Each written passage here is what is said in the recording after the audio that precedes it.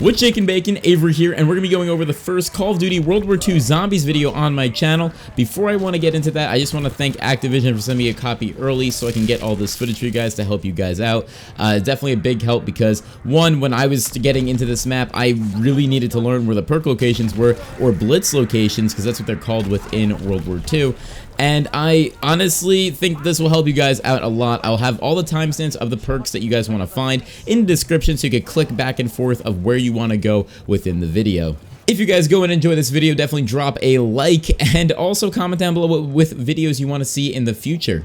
Starting us off with our first perk, or known as Blitz, is the self-revive. Now that is a description it gets when you're ready to buy it, and also when you're getting these perks you cannot move around like in the old Call of Duty Zombies. You're going to be standstill, so you have to make sure that it is clear for you to put your hand down and shock it. So self-revive is also known as Leben Blitz. It's in the village entrance, other known as the spawn room, and also it works the same as like a quick revive. So all you want to do is use your 500 points, place your hand down, and boom, you have self-revive. And it does work exactly like quick revive as from other Call of Duty, so it should not really get you confused other than the perk color being green, which is a little bit confusing why all the perks are different colors, or blitzes, but it's obviously Sledgehammer's take on things, so I really do enjoy that. Our second perk is the Faust Blitz. I don't know if I'm pronouncing it right. My German is pretty poor because I can barely speak English, but it increases melee damage. Now it's 2,000 Jolts, which is the currency, also known as points.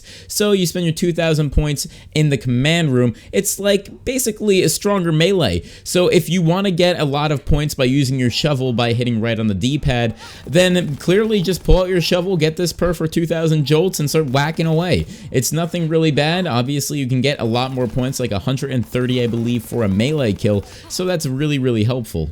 Moving on to our third blitz is the Laufen Blitz. It's increased sprint speed and stamina for 2,000 Jolts. It's located by the tunnel. Again, look in the top right if you want to find out the locations of these places. And basically all it does is allow you to sprint longer. You can sprint faster with heavier weapons because it does give you a little bit of a change. If you're holding a heavy weapon, you run a little bit slower, but not with this perk, which is very good because there is a lot of running you need to do within World War II Zombies. So I would definitely get this just in case you don't want to use any other perks. KugelBlitz is the increased weapon damage. Now this is actually a different take on things because obviously you thought Pack-a-Punch was the only way to do or upgrade weapons, but apparently this perk is like stopping power, so it's really cool to see. It's definitely worth the 2,000 Jolts. It's one of the, like, I guess they're all 2,000 except one of them, but it's located in the pub in the upper half of it. The bottom half has the armor, which I'll be getting to later on because there is no jug or extra health in here unless it's as a perk. It's kind of used a little bit differently, but I'll touch base with that at the end. The SchnellBlitz is for faster reload, also known as speed cola or sleight of hand. That is 3,000 Jolts, as that stood at the same price as other Call of Duty zombie games, and this is located in the laboratory. Now this also has another perk or blitz located near it, which is pretty cool because these are two, I guess they can go hand in hand type of blitzes, which I really do enjoy, and I like the kind of positioning that they have on each other. The SchildBlitz is the electric attack on reload. That is the description that it gives. It's 2,000 Jolts, also in the laboratory, and it's really not that hard to see. Both of the machines I just mentioned with the Schnell and the Schild, again, I'm probably butchering those names, but it's for faster reload and electrical attacks. So basically like Electric Cherry, it does help a lot. I've noticed that it doesn't do much to the smaller guys in the special round, but it does help you and get out of a lot of danger. So again, 2,000 points, not really that bad.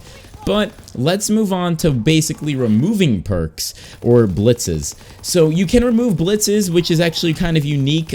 If you go over the limit, basically all you need to do is just your last perk will get bumped out and replaced in the first slot with a new perk you just bought. So whatever your last perk is, make sure that you do not want to, make sure you can just get rid of it. So make sure your first perk that you get is one that you don't mind losing if you're already going to get another perk, because it bumps out the last one and fills in the first one, so obviously it just slides down the line. And yeah, instead of removing perks, you can just replace the ones that you have. If you try to go rebuy a perk or a blitz, it will not work at all. It would just say that you already have it, so then that's unfortunate. One of the things is the Geistschild, or whatever heck you want to call it. It's technically armor, so you can buy 3 shields of armor for 1,000 jolts. There's multiple machines around the map, which is not really that bad because obviously you want to get as much health as possible. But the more you fully lose a shield, you have 3 opportunities with 1 purchase. Once you lose all 3, you're gonna have to go buy more shield, and it's gonna be like 1,500, then 2,000, then 3,000. So they don't want you living forever, of course.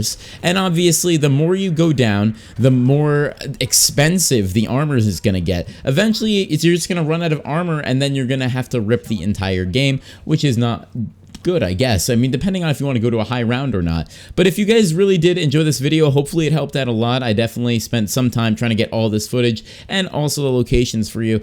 Definitely drop a like, comment down below, and I'll see you guys in the next one.